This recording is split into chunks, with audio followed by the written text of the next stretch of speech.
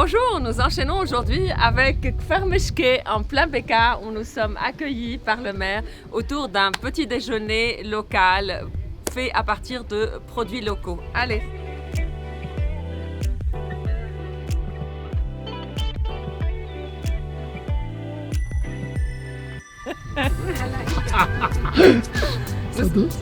Bonjour, nous sommes autour de la table du Reyes Kamal, le président de la municipalité de Kfar Meshke, qui a la gentillesse de nous accueillir autour d'un petit déjeuner fait avec les produits du village et un petit déjeuner libanais authentique.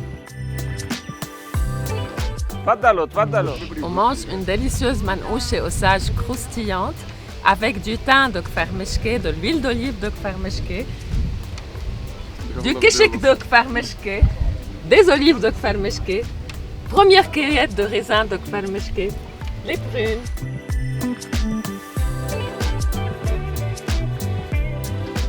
كفر مشكي هالضيعة الحلوة النائية البعيدة. نحن بنبعد عن بيروت 85 كيلومتر عن الحازمية. نحن ضيعة صغيرة، أغلبية السكان بكفر مشكي مهاجرين. يعني نحن والهجرة تاريخنا كتير طويل، يمكن بلشت الهجرة من 1885. مثلنا 13 شخص من الضيعة على متن التايتانيك ونجيت مرة وحدة. فشوفوا قديش تاريخنا نحن والهجرة. نحن المصدر الرزق الرئيسي بكفر مشكي هو العنب. يعني عندنا من أهم الضياع المنتجة للتيبل جريبس بلبنان. عم بجرب 72 نوع هودي الأصناف النيتيف جريبس، يعني الأصناف القديمة اللي عم تنقرض.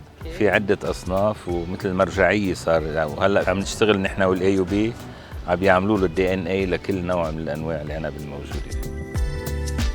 عندنا أكثر من غابة أرز، بس المشروع الحلو اللي عم نعمله نحن هلأ بالتعاون مع المغتربين بكندا. نحن عادة كنا على عيد الأم كل سنة ناخذ الأمهات نكرمهم، نعمل لهم غدا نهار ترفيهي. فأخذنا قرار بالمجلس البلدي، عندنا غابة أرز فيها 150 شجرة ونحن عندنا 150 أم تقريبا، رح نسمي شجرة لكل أم. Écoutez, on s'est vraiment régalé, c'était royal. Et Raja Abdallah va maintenant nous accompagner dans cette visite de Kfar Meshke. Raja, qu'est-ce que vous nous avez concocté au programme? Alors voilà, maintenant nous sommes actuellement dans le marge de Kfar Meshke, dans la plaine de la Beka, à 900 mètres d'altitude. C'est la fameuse région qui abrite les centaines et centaines de milliers de mètres carrés de vignes, parce que ce village est célèbre pour ses raisins et sa production de vignes et de vin et d'arak. Je vous amène donc vers le village qui arrive jusqu'à 1300 mètres d'altitude. Là, nous allons vous faire connaître le village de Kfar Meshke, ses maisons, ses ruelles, son église, la production de lavande qui est toute nouvelle.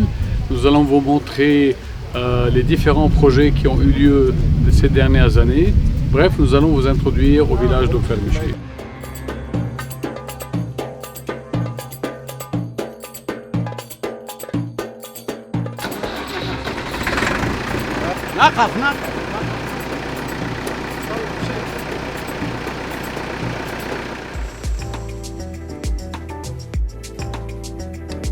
Bonjour, nous sommes à Kfar Meshke à 1200 mètres d'altitude à la résidence Log House de Raja Abdallah. J'ai pris l'initiative de planter de la lavande d'abord dans mon jardin, ensuite dans un champ de 600 mètres carrés que je vais vous montrer. Tellement je me suis rendu compte que la lavande était heureuse dans ce climat riche et dans ce sol riche de la Sud Beka.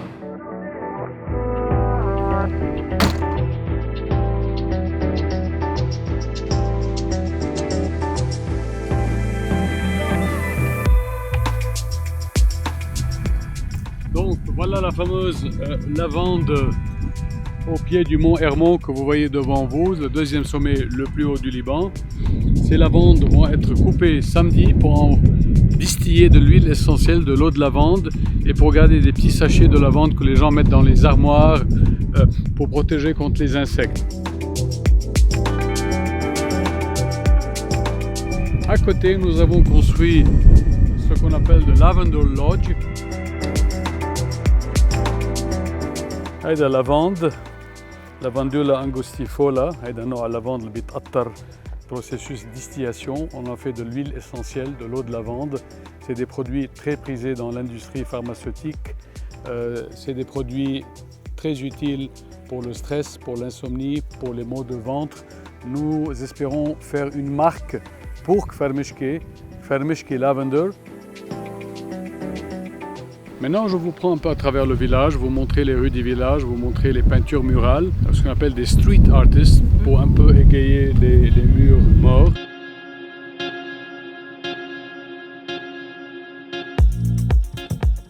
C'est plutôt un art qu'on retrouve, c'est un art urbain. C'est plutôt en ville, mais on a choisi des thèmes ruraux, Oui.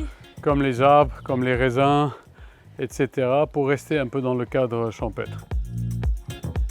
C'est cette peinture murale ici, sur laquelle figure le nom de Kfarmishke en arabe, en calligraphie, comme une caisse de raisin.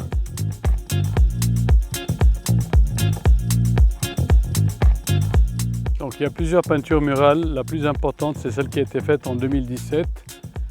C'était le coup d'envoi aux travaux pour la fameuse station photovoltaïque du village. Donc ça symbolise un peu 2017, le début des travaux. Donc on voit quelques panneaux solaires ici, on voit beaucoup de verdure, on voit les maisons en tuiles, on voit un grand soleil qui brille plus que 300 ans par année.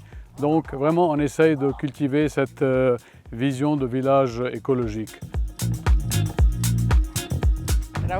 C'est la maman de Jihan, c'est probablement la doyenne du village, elle doit avoir 90 ans. راوزة يا راوزة وينك؟ بدي اتعرفوا عليكي. هيدي راوزة ست الضيعة. أنا بحب الكل كل العالم.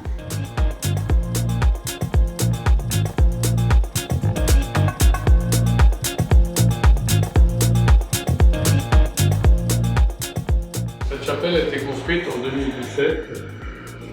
Avec l'idée d'utiliser de la pierre ancienne qui est issue de la maison où est né mon grand-père en 1894, ici à Kfarmishke. Et j'ai récupéré les pierres tombées pour en faire cette chapelle.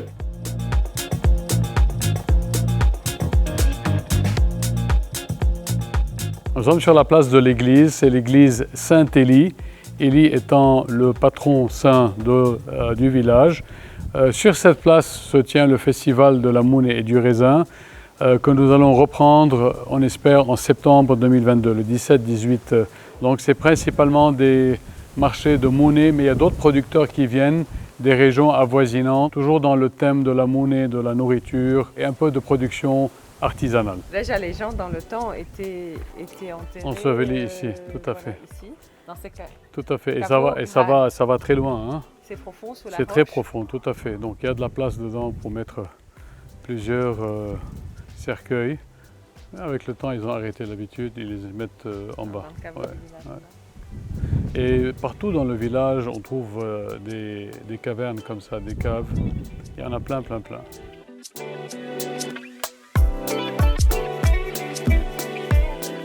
Donc ce projet a démarré en 2018, la construction, le montage. La première production a commencé en février 2019.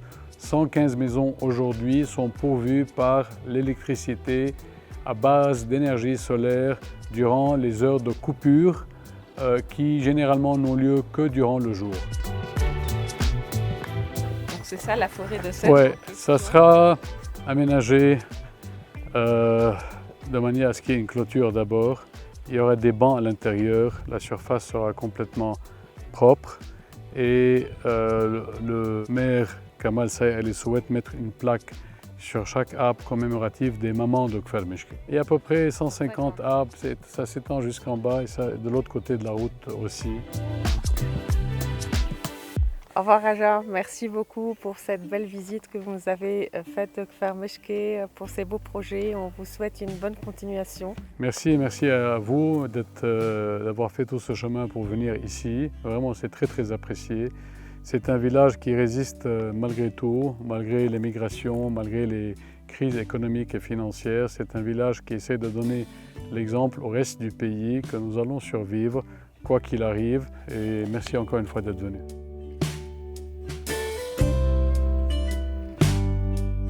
Nabi Safa est un site archéologique situé dans un village de la municipalité de Kfar Meshke. En 1852, le village fut visité par l'orientaliste Edward Robinson, qui écrivit plus tard en mentionnant l'existence de 2 sarcophages romains dans la région. On peut y voir les ruines d'un temple romain en rapport avec un groupe de sanctuaires sur le mont Hermon.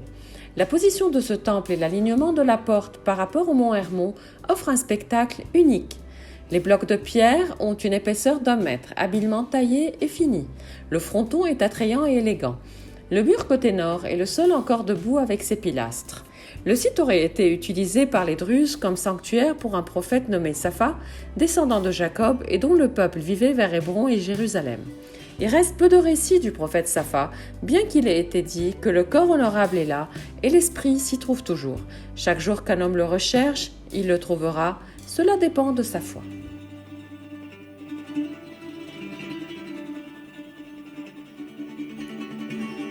Ça y est, Kfar Meshke, c'est terminé. Au revoir Kfar Meshke, au revoir Nabi Safa.